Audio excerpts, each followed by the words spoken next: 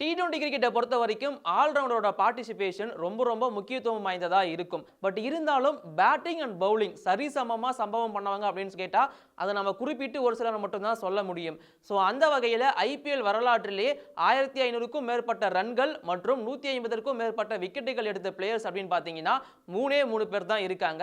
அதில் ஃபர்ஸ்ட் யாருன்னு கேட்டிங்கன்னா தன்னோட ரிட்டையர்மெண்ட்டை ஐபிஎல் இருந்து அனௌன்ஸ் பண்ணிட்டு சிஎஸ்கேவோட பவுலிங் கோச்சா இப்போ ஜாலியாக இருக்கிற டிஜே பிராவோ தான் ஃபர்ஸ்ட் பிளேஸில் இருக்காரு.